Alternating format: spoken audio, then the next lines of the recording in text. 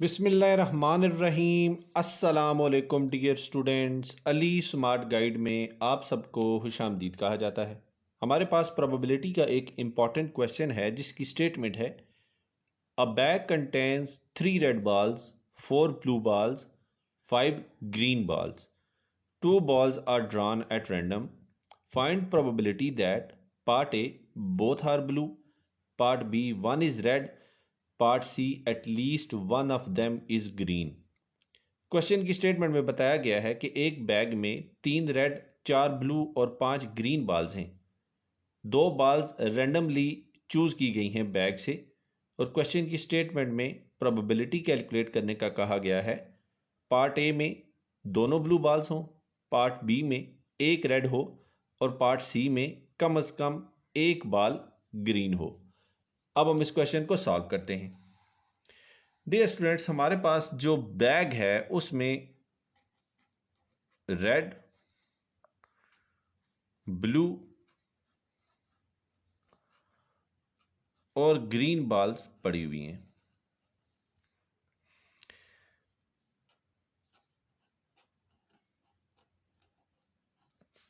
Bag में 3 red हैं, 4 blue बाल्स हैं और 5 ग्रीन बाल्स हैं और इन सब का टोटल बनता है 12।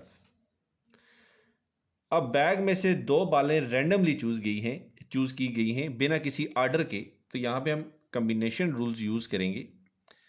तो बैग में जो 2 बालें चूज की गई हैं उसके लिए हम outcomes of sample space calculate करेंगे 12C2 से और 12C2 हमारे पास आता है 66। अब पार्ट ए में देखिए, पार्ट ए में उन्होंने कहा है बोथ आर ब्लू बाल्स, तो हम सपोज करेंगे event let A is event that both balls are blue.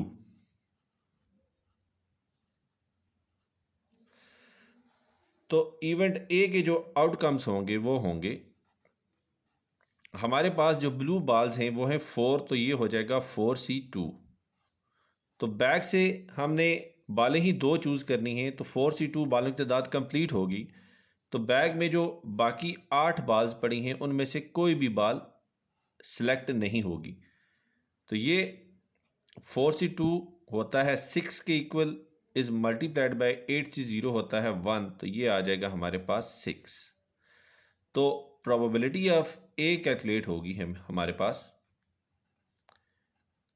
N of A is divided by n of S, यानी कि outcomes of A, event A और आउटकम्स ऑफ सैंपल स्पेस। तो ये हो जाएगा 6 इज डिवाइडेड बाय 66, तो हम इसको लिख सकते हैं 1 is divided bye 11।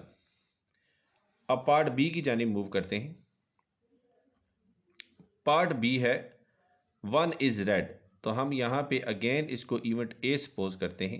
Late A is event that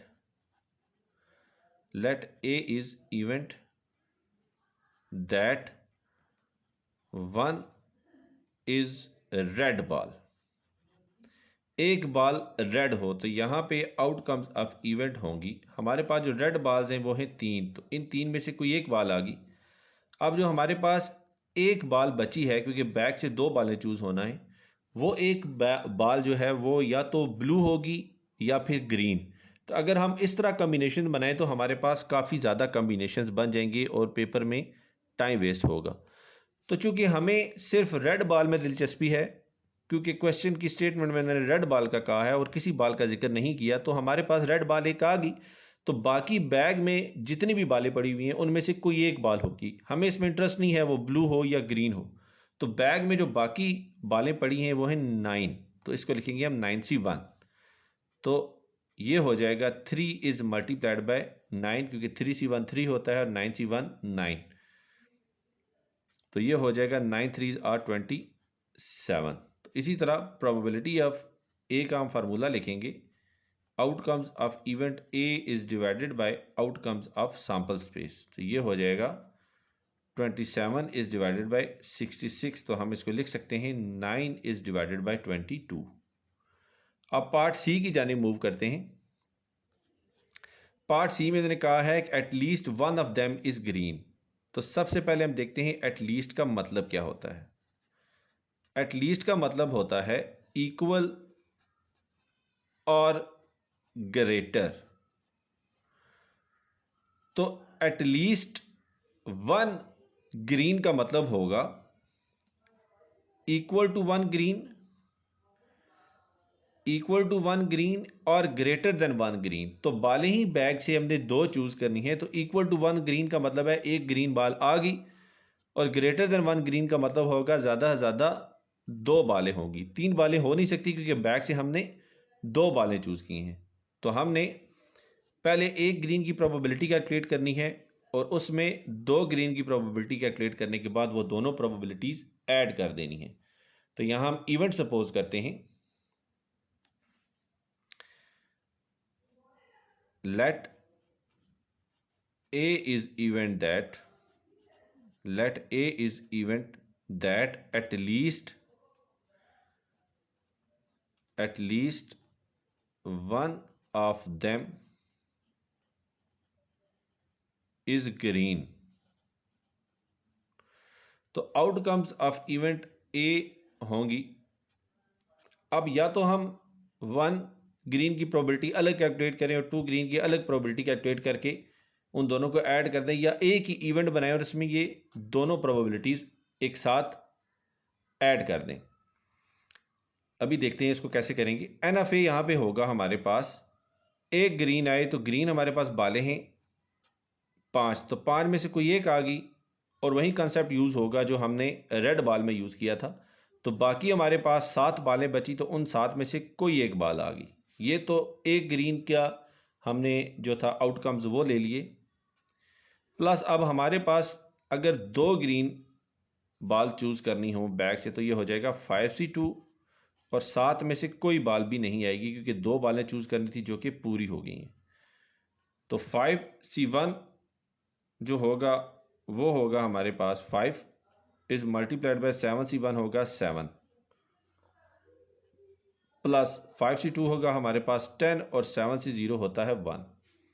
तो ये वैल्यू हमें हासिल होगी 35 प्लस 10 इज इक्वल टू 45 की। तो प्रोबेबिलिटी ऑफ ए का जो फार्मूला है ये होता है outcomes of event A is divided by total outcomes of sample space.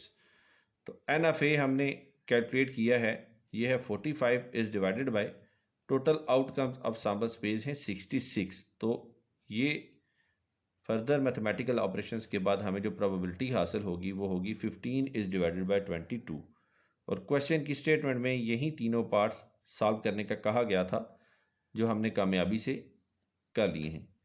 Dear students, दुआओं में याद रखिएगा। अल्लाह हाफिज़। अस्सलाम वालेकुम।